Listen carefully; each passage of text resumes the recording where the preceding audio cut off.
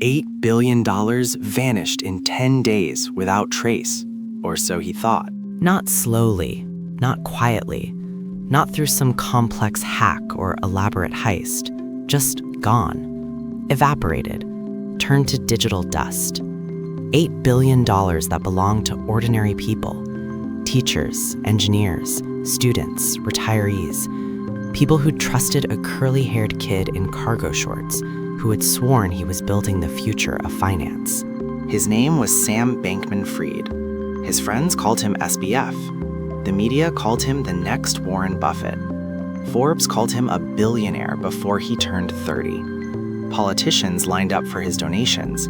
Celebrities took his money to put their faces on his brand. Tom Brady, Gisele Bündchen, Larry David, Steph Curry. They all believed. He lived in a $40 million penthouse in the Bahamas with 9 of his closest friends, running a cryptocurrency empire from computers scattered around a marble living room with a baby grand piano. He wore the same ratty t-shirts and shorts to billion-dollar meetings. He slept 4 hours a night. He said he was going to give away every penny he made to save humanity from existential risk. But beneath the facade of this smooth talk and simple looks, he was a fraud. Not the smooth-talking, slick-suited kind of fraud you see in movies. Worse, he was the nerdy, idealistic kind, the type who convinced himself his crimes were actually altruism, who genuinely believed the rules didn't apply to someone trying to change the world, who thought he was so smart he could juggle billions in stolen money indefinitely without anyone noticing. Until someone noticed. This is the story of how a physics major from MIT became the poster boy for crypto, how he built a $32 billion empire on a foundation of lies, fake balance sheets, and customer money he spent like it was his own, how he fooled venture capitalists, bamboozled regulators, charmed politicians, and convinced millions that FTX was the safest place to put their money.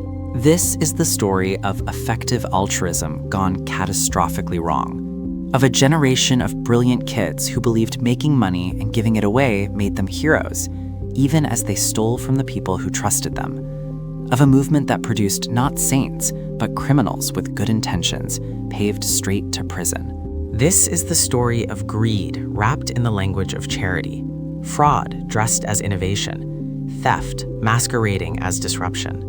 This is FTX, the crypto collapse that shocked the world and proved that in the land of digital gold, the only thing guaranteed is that when the music stops, someone's left holding worthless tokens, while the guy in cargo shorts flies away on a private jet. Except this time, the jet got grounded. The Bahamas police came knocking, and SBF, the boy genius who thought he was too smart to get caught, discovered that $8 billion leaves a trail even a 25-year prison sentence can't erase. Welcome to the rise and spectacular fall of Sam Bankman-Fried. Buckle up, because this story moves fast, ends ugly, and exposes the rotten core of crypto's Wild West better than anything else in financial history. And now our story begins. Sam Bankman-Fried was born in 1992 to 2 Stanford law professors, Barbara Fried and Joseph Bankman. Sam grew up surrounded by academic brilliance and philosophical debate. His parents weren't just scholars, they were utilitarians, believers in the moral philosophy that says the right action is whatever produces the greatest good for the greatest number of people. That upbringing shaped everything Sam would become, for better and much worse. At Crystal Springs Upland School in Hillsborough, California, Sam was the kid who found classes boring, structure stifling, and social norms irrelevant. He didn't care about fitting in. He cared about math, probability, and winning at everything that involved strategy. By the time he got to MIT in 2010, majoring in physics with a minor in math, he'd found his people, nerds. Brilliant, socially awkward, intensely competitive nerds who spoke in equations and thought in algorithms. But it was a lunch meeting during his college years that changed everything. Sam sat down with a grad student from Oxford, mid-20s, earnest, convincing. The guy introduced him to a philosophy called effective altruism. The pitch was seductive. Don't just donate to charity emotionally. Use data. Use reason. Calculate which causes save the most lives per dollar, then earn as much money as possible and give it all away to those causes. It was utilitarianism applied to philanthropy. And for Sam, raised by utilitarian parents, it clicked immediately. The philosophy came with a career path, earning to give. Instead of becoming a teacher or a social worker, go into finance, make millions, billions if you can, then donate it all. One person making $100 million and giving it away could do more good than 100 people each donating $1,000. The math was simple. The morality was clean. And for an MIT physics major who was good at probability and indifferent to material wealth, it was the perfect blueprint. Sam joined Giving What We Can, a commitment to donate at least 10% of his lifetime earnings. He pledged to give away more, much more. Ideally, everything except what he needed to survive. He wasn't in finance to get rich. He was there to save the world. At least that's what he told everyone, including himself. After graduating MIT in 2014, Sam landed at Jane Street Capital, a legendary quantitative trading firm in New York, where the brightest math minds on Wall Street competed in probability games disguised as job interviews. Sam's interview was bizarre, even by Jane Street standards. They didn't ask about his summer vacation or his greatest weakness. They gave him dice and made him calculate odds on the fly. They played poker with constantly changing rules. They tested whether he understood that the questions themselves contained information, meta probability layered on top of regular probability. Sam crushed it. Jane Street hired him at $300,000 a year. By his third year, he was on track for a $1 million bonus. His bosses told him that in 10 years, if he kept performing, he'd be making $75 million annually. For someone committed to effective altruism, this was the jackpot. Donate half now, bank the rest. Compound the giving over decades. Maximize impact. But Sam got impatient. During the 2016 presidential election, Jane Street put him in charge of a project to predict results faster than CNN. They had traders watching voting data from every state, calling races minutes, sometimes hours before the networks. The goal? Bet on market movements before other traders reacted to the news. On election night, Sam's system correctly predicted Trump would win, long before the official call. Jane Street bet billions shorting the S&P 500 and international markets, anticipating a crash. It looked brilliant. Sam went to bed thinking they'd made $300 million on one of the most profitable trades in Jane Street history. 3 hours later, he woke up. The markets hadn't crashed. They'd rallied. The $300 million profit had become a $300 million loss. The best trade had become the worst. But here's what Sam noticed. Cryptocurrencies were exploding. Bitcoin was trading 30% higher in South Korea and 10% higher in Japan than in the United States. Why? International trading laws made it difficult to move crypto across borders fast enough to arbitrage the price differences. That's when Sam realized something nobody at Jane Street understood. The crypto market was massively inefficient, which meant massive profits for someone smart enough to exploit the inefficiencies. In 2017, Sam quit Jane Street. He was 25 years old. He'd been making close to $1 million a year. His bosses were confused. Where could he possibly go that was better? Sam told them he was going to trade cryptocurrency. They thought he was insane. Crypto was for libertarian weirdos and criminals. No serious Wall Street firm touched it. Sam didn't care. He saw $1 billion a day trading in a market where nobody knew what they were doing. He saw chaos, volatility, opportunity. He moved to Berkeley, California. He recruited a small team of fellow MIT and Jane Street refugees, and in November 2017, he founded Alameda Research, a quantitative trading firm focused entirely on cryptocurrency arbitrage. The name sounded legitimate, professional, the kind of name venture capitalists and investors would trust. The reality was a group of 20-somethings in a 3-bedroom apartment in Berkeley, staring at screens 20 hours a day, moving millions of dollars across exchanges, exploiting price differences that sometimes existed for only seconds. And they were printing money. Within months, Alameda was making $1 million a day, some days more. The crypto market was so inefficient, so chaotic, so completely unregulated that a smart quant trader could extract profits that would be impossible in traditional markets. Sam was getting rich, fast, and because he was committed to effective altruism, he told everyone he was doing it to give the money away. The media loved it. Here was a kid sleeping on beanbags, wearing the same t-shirt for days, eating vegan meal replacements to save time, who was making millions and donating half of it immediately. He was the anti-Jordan Belfort, the good guy in finance, the altruist with an algorithm. By early 2019, Sam had a new problem. Alameda was too successful. They were moving so much money that they were crashing exchanges with their volume. They needed better infrastructure, better tools, better execution. So Sam decided to build his own cryptocurrency exchange. In May 2019, FTX was born. FTX stood for Futures Exchange. I'm not good at naming things, Sam would later admit. The pitch was simple. FTX would be the most sophisticated, user-friendly, secure cryptocurrency exchange in the world. Better products than Binance, better interface than Coinbase, better risk management than anyone. And unlike other exchanges run by crypto-native cowboys, FTX would be run by quant traders from MIT and Jane Street, smart people, responsible people, people you could trust with your money. Within a year, FTX was valued at over $1 billion. Within 3 years, 32. Sam Bankman-Fried was suddenly one of the richest people on Earth. His net worth hit $16 billion.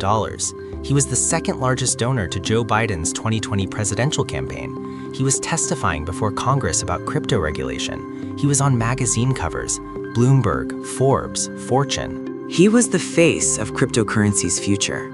And behind the scenes, he was stealing billions of dollars from his customers to cover losses at Alameda Research, prop up his lifestyle, buy political influence, and fund a philanthropic empire built on fraud. But nobody knew. Not yet.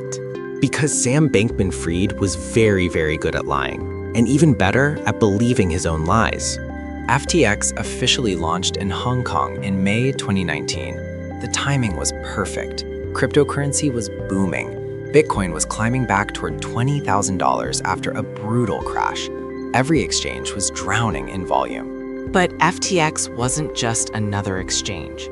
Sam positioned it as the exchange for serious traders, institutional investors, people who wanted sophisticated derivatives, leveraged tokens, and risk management tools that didn't exist anywhere else. The platform offered something revolutionary: universal cross-collateral. Traders could hold all their margin in one wallet instead of managing multiple wallets for different assets. It streamlined everything, made trading faster, more efficient. It was genuinely innovative, and it worked. Within months, venture capitalists were throwing money at FTX. Sequoia Capital, Paradigm, SoftBank, Temasek, Ontario Teachers Pension Plan, Tiger Global. The list read like a who's who of elite investment firms. By January 2022, FTX was valued at $32 billion. Sam personally was worth $26 billion. He was 30 years old. The media couldn't get enough of him. Here was a billionaire who lived like a college student, who drove a Toyota Corolla, who wore cargo shorts and ratty t-shirts to meetings with senators, who slept on beanbags, who said his life's goal was to make as much money as possible so he could give it all away. He signed the Giving Pledge, the commitment created by Bill Gates and Warren Buffett, where billionaires promised to donate the majority of their wealth to charity. He created the Future Fund, a philanthropic organization dedicated to reducing existential risk. Pandemics, nuclear war, artificial intelligence gone wrong, climate catastrophe. The fund was run by some of effective altruism's brightest philosophers, including Will MacAskill, one of the movement's founders. Sam was donating millions, tens of millions, to pandemic preparedness, to political campaigns fighting for biosecurity, to research on AI safety. He told interviewers he planned to give away billions, maybe everything except the 1% he needed to live on. The narrative was perfect, too perfect. Because while Sam was preaching effective altruism to journalists, while he was testifying before Congress about responsible crypto regulation, while he was positioning himself as the adult in the room who wanted government oversight to protect consumers, he was running one of the most reckless operations in financial history. The secret relationship. Here's what nobody outside FTX's inner circle knew. Alameda Research and FTX weren't separate companies. Not really. On paper, they were distinct entities. Alameda was the trading firm. FTX was the exchange. Classic Chinese wall. Alameda traded on FTX just like any other customer, paying the same fees, following the same rules. Except that was a lie. Sam owned 90% of Alameda. He owned the majority of FTX. The companies shared office space, they shared employees, they shared bank accounts, and critically, they shared something that should never have existed, a backdoor. FTX's code contained a special exemption for Alameda Research. While other traders on FTX had credit limits and automatic liquidation protocols to prevent them from losing more than they had, Alameda had an essentially unlimited line of credit.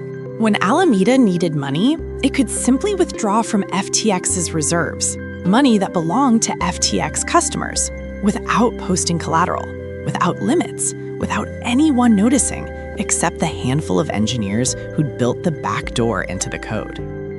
Gary Wang, FTX's chief technology officer and Sam's MIT roommate, testified later that he'd created this exemption at Sam's direction. Caroline Ellison, Alameda's CEO and Sam's on-again, off-again girlfriend, knew about it. Nishad Singh, FTX's director of engineering, knew about it. They all knew, and they all kept quiet. Why? Because Alameda was bleeding money. In spring and summer 2022, the crypto market crashed. Bitcoin dropped from $69,000 to under $20,000. Ethereum collapsed. Altcoins got obliterated. And Alameda, which had made massive leveraged bets on crypto staying high, faced margin calls it couldn't meet. Normal trading firms would have shut down, declared bankruptcy, taken their losses. But Alameda had something better: access to FTX customer deposits. Between June 1 and July 22, 2022, Alameda was the largest stablecoin depositor on FTX, accounting for 10% of Tether transfers and 30% of USD coin transfers. They were essentially moving customer money from FTX into Alameda to cover Alameda's losses. It was textbook fraud, stealing customer deposits, using them to cover bad trades at a sister company, lying to customers, investors, and auditors about what was happening. FTX's terms of service explicitly forbade this. Sam himself had tweeted repeatedly that customer funds were safe, segregated, never touched. All lies. By mid-2022, Alameda owed FTX more than $8 billion. $8 billion that came from customer deposits, money that ordinary people thought was sitting safely in their FTX accounts, available for withdrawal anytime. But it wasn't there. It was gone. Burned on Alameda's bad trades, spent on real estate in the Bahamas, used for political donations, invested in celebrity endorsements and venture funds. And Sam's solution? Keep growing FTX. Bring in more customer deposits. Use new money to cover old obligations. Classic Ponzi dynamics. Not technically a Ponzi scheme, but close enough. As long as customers didn't try to withdraw all at once, the scheme could continue indefinitely. In September 2021, FTX officially moved its headquarters to the Bahamas. The reason? Favorable crypto regulations. The island nation had passed the Digital Assets and Registered Exchanges, DARE Act, making it a crypto-friendly paradise. The reality? Sam wanted to live somewhere with no US income tax, beautiful weather, and regulators who wouldn't ask hard questions. He bought the crown jewel of the Albany Resort, a $40 million penthouse on the top floor of the Orchid Building, 12,000 square feet, 5 bedrooms, ocean views from every window, a private pool and hot tub on the balcony, marble floors, a grand piano. 10 FTX and Alameda employees moved in with him, his inner circle, fellow effective altruists. They'd work all day, order dinner, sit in the hot tub at night discussing philosophy and probability theory. Some of Sam's colleagues thought the penthouse was super ostentatious, not very effective altruism of them.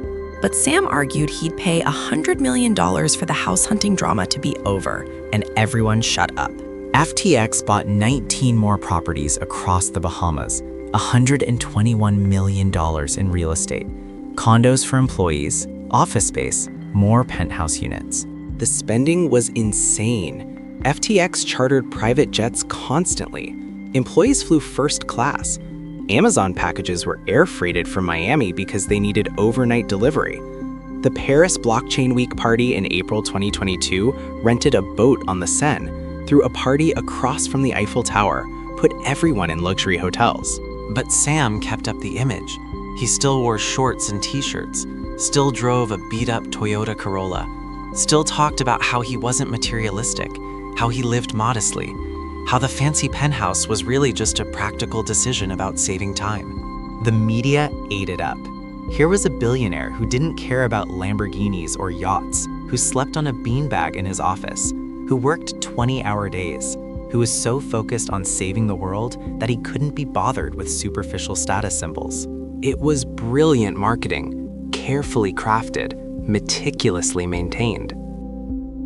Caroline Ellison would later testify that Sam's messy hair and sloppy clothes were part of a well-calculated image, that Sam believed he'd gotten higher bonuses at Jane Street because of his quirky appearance, that the schlubby genius look was an important part of FTX's narrative.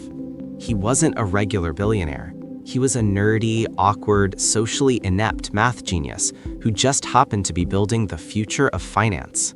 Trust him. He's too weird to be a fraud. While Sam was building FTX into a $32 billion company, he was also building something else: political influence. In 2020, Sam donated $5.2 million to Joe Biden's presidential campaign, making him one of Biden's largest individual donors. In the 2022 midterm election cycle, Sam became the second largest individual donor to Democrats, pouring $40 million into campaigns and super PACs. His brother, Gabe Bankman-Fried, ran a pandemic preparedness advocacy group that spent $35 million, later revealed to be stolen from Alameda Research customer accounts. But Sam wasn't just donating to Democrats. Ryan Salame, FTX's co-CEO for Bahamas operations, donated $23 million to Republicans. FTX was playing both sides, hedging their political bets, making sure that no matter who won, they'd have access. And it worked. Sam testified before Congress multiple times about crypto regulation. He met with Gary Gensler, head of the SEC. He was the industry's lobbyist-in-chief, pushing for a regulatory framework that, not coincidentally, would have benefited FTX and crushed smaller competitors. Senators took his calls. Representatives invited him to hearings. He was the acceptable face of crypto, the guy who wanted regulation, who cared about consumers, who wasn't some anarcho-libertarian trying to destroy the financial system. He was one of the good ones. Meanwhile, back in the Bahamas, the fraud was accelerating. By October 2022, FTX owed customers $8 billion that it didn't have. The gap was growing, and time was running out. Every financial empire has a moment when the facade cracks. A single article, a leaked document, a whistleblower, something that makes people start asking questions. For FTX, that moment came from a financial news outlet called CoinDesk. On November 2, 2022, CoinDesk published an article that would trigger the fastest collapse of a major financial institution in modern history. The headline was dry, technical. Divisions in Sam Bankman-Fried's crypto empire blur on his trading titan Alameda's balance sheet. The content was explosive. CoinDesk had obtained Alameda Research's balance sheet, and what they found was stunning. Alameda's largest asset, worth $5.8 billion, was FTT tokens. FTT was FTX's native cryptocurrency, created by FTX itself. Think about that for a second. A trading firm's biggest asset was a token created by its sister company, a token with no intrinsic value except that it gave users discounts on FTX trading fees. It was like discovering that Goldman Sachs's biggest asset was Goldman Sachs gift cards. Worse, much of that FTT was unlocked, meaning Alameda could theoretically sell it. But if they tried, the price would crash. There wasn't enough liquidity in the market. The moment Alameda started selling billions of dollars worth of FTT, the price would collapse. The asset would become worthless, and Alameda's balance sheet would implode. The article raised obvious questions. Why did Alameda hold so much FTT? Why was a supposedly independent trading firm so heavily invested in its sister company's token? And if Alameda was in trouble, what did that mean for FTX? 48 hours later, on November 6th, Changpeng Zhao, known as CZ, the CEO of Binance, FTX's biggest competitor, dropped a bomb on Twitter. As part of Binance's exit from FTX equity last year, Binance received approximately $2.1 billion USD equivalent in cash, BUSD, and FTT, CZ wrote. Due to recent revelations that have come to light, we have decided to liquidate any remaining FTT on our books. We don't trust FTX anymore. We're selling. Binance held roughly $580 million worth of FTT tokens. If CZ dumped them on the market, the price would crater. And if FTT's price collapsed, Alameda's balance sheet, already shaky, would completely fall apart. Within minutes, Caroline Ellison, Alameda's CEO, replied on Twitter with a desperate offer.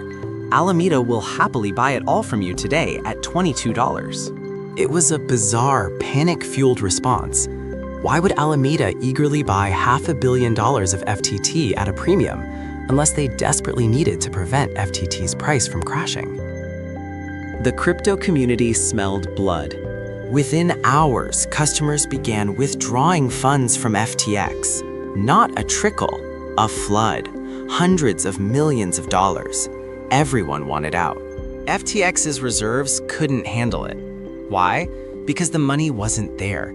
It was in the Bahamas penthouses, in political contributions, in failed Alameda trades, in celebrity endorsements and stadium naming rights.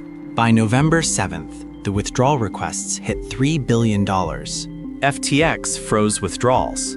On November 8th, in a stunning move, Binance announced a non-binding letter of intent to acquire FTX. CZ tweeted that Binance would help FTX customers, that due diligence would begin immediately, that everything would be fine. For a few hours, crypto markets stabilized. Maybe the biggest exchange in the world would save the second biggest. Maybe customer funds were safe after all.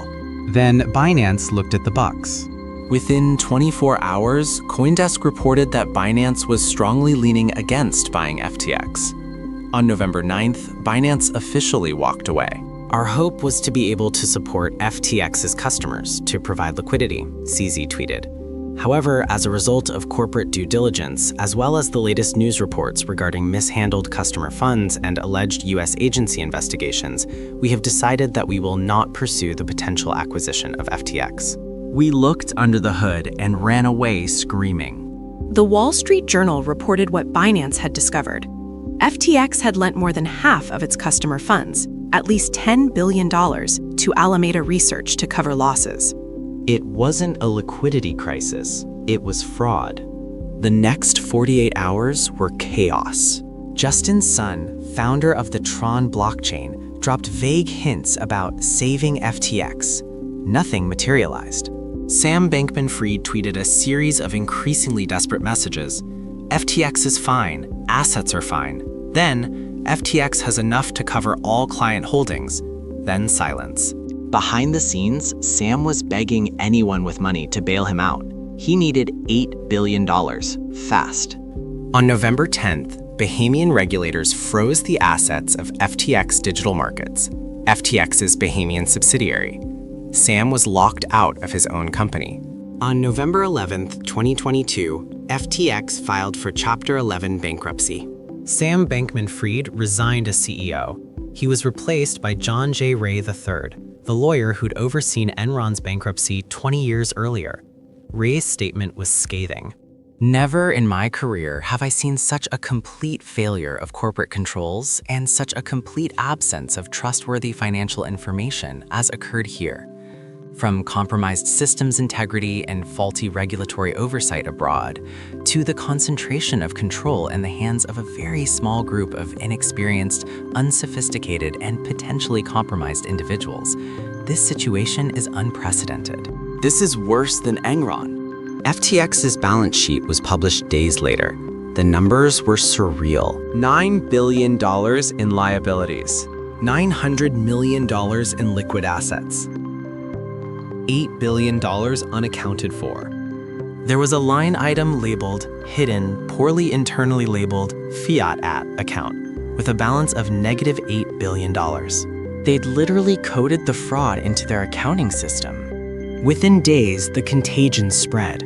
BlockFi, a crypto lender that FTX had rescued earlier that year with a $400 million bailout, filed for bankruptcy. Genesis, another major crypto lender, collapsed. The dominoes kept falling. Bitcoin dropped below $16,000, its lowest level in 2 years.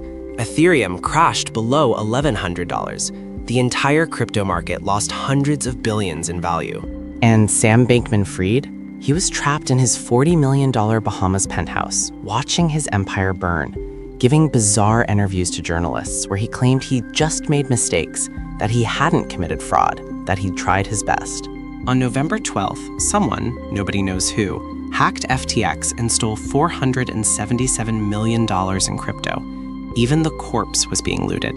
The most spectacular financial collapse of the 21st century was complete, and the reckoning was just beginning. Sam Bankman-Fried was playing video games when the police arrived. League of Legends, reportedly. The same game he'd been playing during a Sequoia Capital pitch meeting, where he'd convinced investors to pour hundreds of millions into FTX. Back then, investors thought his ability to multitask while discussing billion-dollar deals proved he was a genius.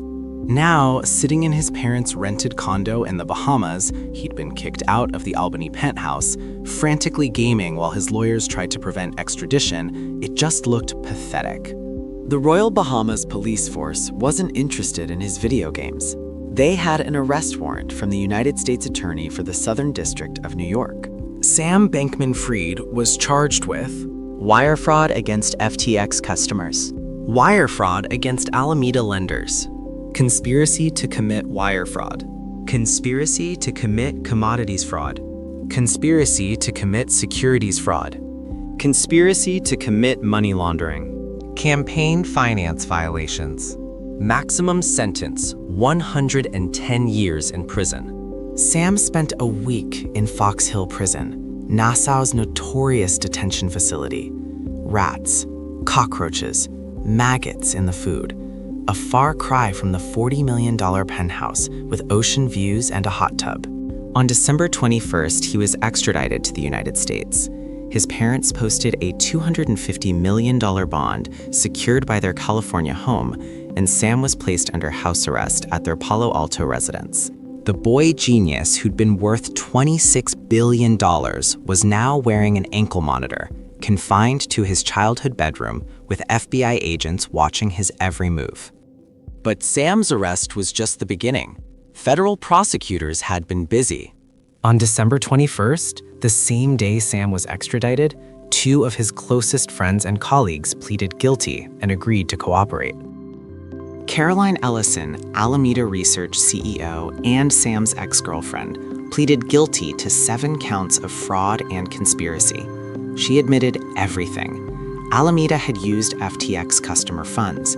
She'd known about it. Sam had directed it. She'd lied to lenders, investors, and auditors at Sam's instruction. Gary Wang, FTX's CTO and Sam's MIT roommate, pleaded guilty to 4 counts of fraud. He admitted creating the backdoor in FTX's code that allowed Alameda unlimited borrowing from customer deposits.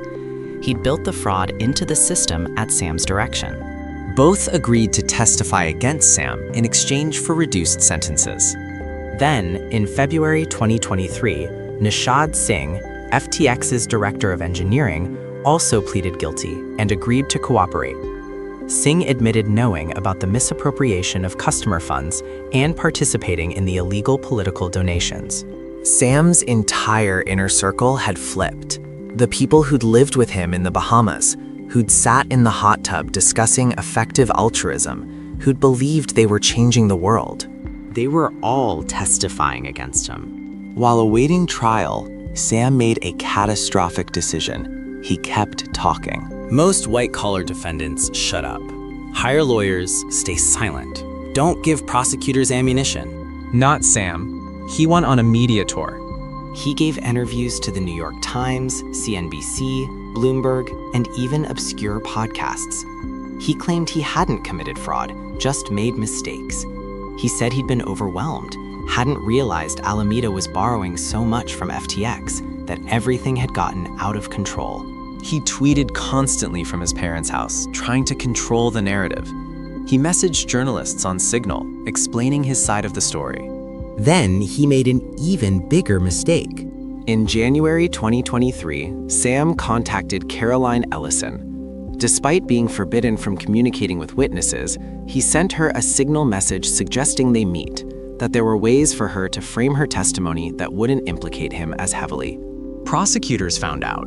They argued Sam was attempting witness tampering. On August 11, 2023, Judge Lewis Kaplan revoked Sam's bail. He was sent to the Metropolitan Detention Center in Brooklyn, a jail that made Fox Hill look pleasant. No more video games. No more tweets. No more interviews. Sam Bankman-Fried would spend the rest of his time before trial in a cell. October 3rd, 2023. The trial began in Manhattan Federal Court. The prosecution's case was overwhelming. They had the cooperating witnesses, Caroline, Gary, and Nishad, all of whom testified in devastating detail about Sam's fraud. Caroline Ellison was particularly damaging. On the stand, Sam's ex-girlfriend described how Sam had directed her to commit fraud, how he told her to use FTX customer deposits to cover Alameda's losses, how he'd said the risk was worth it because they were doing so much good with their philanthropy. She testified that Sam's messy hair and sloppy clothes were well calculated, part of a deliberate image to seem harmless and quirky. That Sam believed his appearance had helped him get higher bonuses at Jane Street, so he weaponized it at FTX. She described how Sam had multiple personhoods, different versions of himself for different audiences. The effective altruist for journalists, the hard-charging CEO for employees, the earnest regulator whisperer for politicians.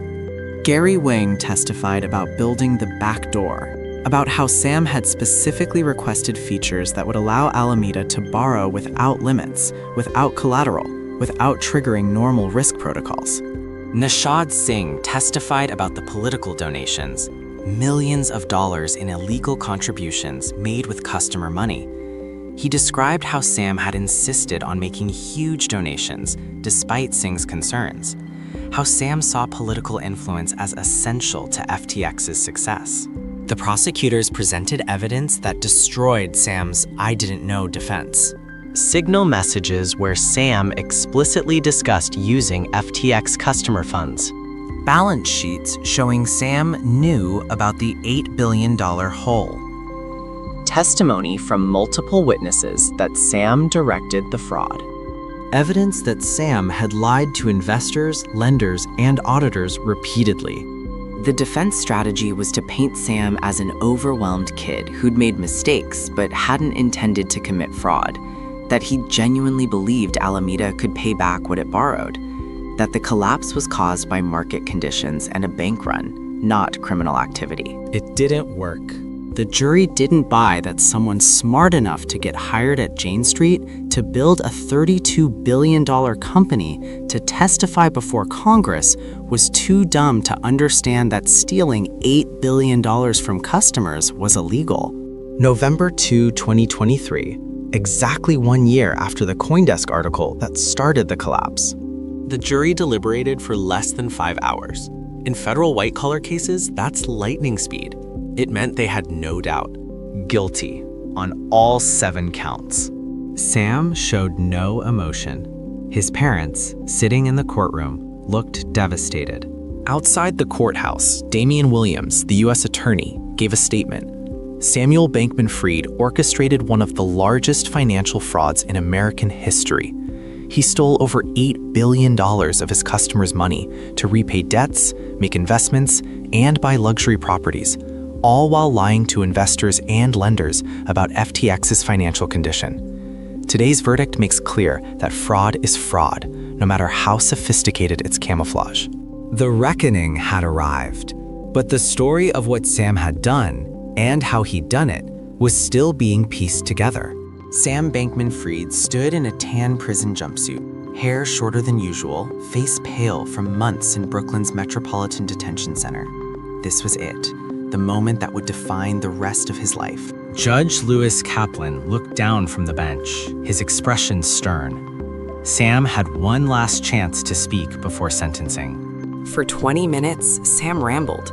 He talked about how FTX had been growing fast, maybe too fast, how he'd made mistakes, serious mistakes, how he felt terrible that people had been hurt, how he'd tried his best. But he never said the words prosecutors wanted to hear. He never admitted, "I stole $8 billion from my customers." Instead, it was the usual Sam Bankman-Fried deflection. Passive voice, complexity, mistakes were made. Things happened. He felt bad about outcomes. Judge Kaplan wasn't buying it. There is absolutely no doubt that Mr. Bankman-Fried's name right now is pretty much mud around the world, Kaplan said. But he continued, that he's been subject to intense negative media attention is in part the fruits of his own making. Then came the hammer. There is a risk that this man will be in a position to do something very bad in the future, and it's not a trivial risk. 25 years in federal prison, $11.02 billion in forfeiture, 3 years of supervised release after prison. The courtroom was silent. Sam showed no emotion. His parents, sitting in the gallery, looked devastated. Prosecutors had asked for 40-50 years. Sam's defense had argued for 5-6 years, claiming there was no actual loss because the bankruptcy estate had recovered enough assets to repay customers. Judge Kaplan rejected that argument completely. He compared it to robbing a bank, gambling the stolen money in Vegas, getting lucky on a few bets, then claiming you should get a lighter sentence because you could now pay the money back. A thief who takes his loot to Las Vegas and successfully bets the stolen money is not entitled to a discount on the sentence by using his winnings to pay back what he stole, Kaplan said. The fact that FTX's bankruptcy team, led by John J. Ray III, had managed to recover some assets through lucky crypto market rebounds didn't erase the crime. Sam had stolen the money. That his stolen money happened to increase in value while sitting in bankruptcy wasn't a defense. It was an accident. What the sentencing hearing revealed, painfully, was the human cost of Sam's fraud. Letters poured into the court from FTX victims around the world. A teacher who'd lost his life savings, a cancer patient who'd been saving for treatment, retirees whose nest eggs had evaporated, young people who'd believed in crypto's promise of financial freedom. One victim described selling everything to buy crypto, believing FTX was the safe, regulated exchange that would protect their investment. Another talked about losing money meant for their child's education. A third described contemplating suicide when they realized their life savings were gone. These weren't wealthy venture capitalists who could absorb the loss. These were ordinary people, the exact people Sam claimed he wanted to help with his effective altruism. The irony was brutal. Sam had spent years talking about maximizing good, reducing suffering, helping the most people possible. Meanwhile, his fraud had caused immense, tangible suffering to thousands of real people with names and faces and ruined financial lives. Prosecutors emphasized this in their sentencing memorandum. The defendant stole over $8 billion in customer funds. The number of victims exceeds 1 million people. While the amount of loss is important, the extraordinary harm to victims is measured not just by the amount of money lost, but by the impact on individual victims. Sam's defense had tried to argue that FTX customers would eventually be made whole, so the harm wasn't as severe. But that missed the point entirely. People had lost access to their money for years. Some had lost homes. Marriages had ended. Mental health had deteriorated. The fact that they might eventually get dollars back didn't undo the trauma of watching their life savings vanish overnight. Beyond the individual victims, the FTX collapse triggered a philosophical crisis within the effective altruism movement that had shaped Sam's worldview. Effective altruism had always walked a fine ethical line. The core idea, maximize good through careful calculation, was defensible, but earning to give created moral hazards the philosophy hadn't fully grappled with. If making money is morally justified because you're going to donate it, where's the line? Can you bend rules? Hurt a few people to help many more? Take risks with other people's money because the potential upside for charity is huge? Sam apparently thought yes. His journal entries and messages revealed a utilitarian calculus gone catastrophically wrong. He believed that the potential good he could do, funding pandemic preparedness, preventing AI catastrophe, influencing policy, justified taking extraordinary risks with customer funds. He'd convinced himself that a 5% chance of making $100 billion to donate was worth a 95% chance of losing everything. Classic expected value calculation, except he was calculating with other people's money. Will MacAskill, one of Effective Altruism's founders and Sam's philosophical mentor, wrote a devastating Twitter thread after the collapse. For years, the EA community has emphasized the importance of integrity, honesty, and the respect of common sense moral constraints. If customer funds were misused, then Sam did not listen. He must have thought he was above such considerations. The movement faced uncomfortable questions. Had effective altruism's emphasis on consequences over rules created ethical blind spots? Had the earning to give model attracted people more interested in earning than giving? Had the community been too credulous, too willing to overlook warning signs because Sam was donating so much money? Multiple effective altruism organizations, including the Future Fund that Sam had created, shut down. Millions in promised donations evaporated. Projects that had relied on FTX funding scrambled for alternative sources. Some effective altruists argued the philosophy was sound, but Sam had perverted it. Others questioned whether the framework itself had fundamental flaws that made such perversions inevitable. The debate continues, but one thing is clear. Effective altruism will forever be associated with Sam Bankman-Fried's fraud. The movement's poster boy became its cautionary tale. While Sam got 25 years, his co-conspirators who'd pleaded guilty and cooperated received dramatically different treatment. In September 2024, Carolyn Ellison was sentenced to just 2 years in prison. Despite prosecutors saying she deserved leniency, they still felt some prison time was necessary given the scale of the fraud. Judge Kaplan praised her extraordinary cooperation, but noted she'd still participated in one of the largest frauds in American history. Caroline had testified for 3 days at Sam's trial, providing devastating detail about how the fraud worked and Sam's role in directing it.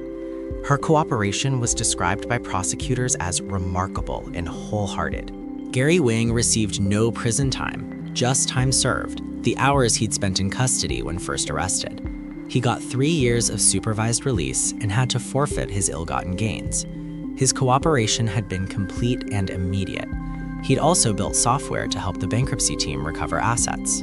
Nishad Singh similarly received no prison time, getting 3 years of supervised release. Like Wang, his cooperation had been total and remorseful. Ryan Salame, FTX's co-CEO, who hadn't cooperated and had separately pleaded guilty to campaign finance violations, got 7.5 years in prison. The message was clear. Cooperate early, show genuine remorse, help prosecutors build their case, and the system rewards you. Fight it, lie on the stand, show no remorse like Sam did, and face the full weight of federal sentencing. After sentencing, Sam was transferred from the brutal Metropolitan Detention Center in Brooklyn to FCI Mendota, a medium-security federal prison in California's Central Valley, about 3 hours from his parents' Palo Alto home. Reports from inside described Sam adopting to prison life with characteristic quirkiness. He reportedly trades mackerel packets, prison currency, for services like haircuts. He has access to a vegetarian diet and his ADHD medications. He reads, he exercises, he maintains his innocence to anyone who will listen. Under the First Step Act and good behavior credits, Sam could potentially serve as little as 12.5 years, getting out in his mid-40s. Still a young man, still brilliant, still capable of doing great things, or terrible things, depending on whether he ever accepts responsibility for what he did. Sam Bankman-Fried will spend the next 2 decades in prison, learning that lesson slowly, painfully, surrounded by the consequences of his choices. But the really scary part? Right now, somewhere, there's another brilliant kid graduating from MIT or Stanford. Another physics major who's good at probability. Another true believer in some moral philosophy that justifies earning massive amounts of money. That kid is looking at crypto or AI or biotech or some other frontier where regulations haven't caught up and fortunes can be made quickly. That kid is thinking, I could do this better. I could make billions. I could save the world. That kid is watching Sam Bankman-Fried's story and thinking, but I won't get caught. History suggests otherwise. The question is just how many people will lose how much money before the next FTX collapses. Because it will collapse. They always do. The only question is when and how much damage it causes on the way down. Where Sam Bankman-Fried sits in prison. Not the first financial fraudster, certainly not the last, but perhaps the most emblematic of his era. The boy genius who promised a new kind of finance until he vanished billions overnight. The effective altruist who thought stealing from the many to help the few was morally justified. The crypto messiah who turned out to be just another con man in cargo shorts. His legacy? $8 billion stolen, 1 million victims, a movement discredited, an industry scarred, and a cautionary tale about what happens when brilliant people convince themselves they're above the rules that govern everyone else. 25 years from now, when Sam Bankman-Fried walks out of prison, if he serves his full sentence, crypto will have moved on. New technologies, new exchanges, new promises. But the pattern will remain, because as long as humans are involved, greed, fraud, and hubris will find a way. The next Sam Bankman-Fried is out there right now, building something, raising money, making promises. Let's hope this time someone asks the hard questions before billions vanish. But history suggests they won't. And so the cycle continues.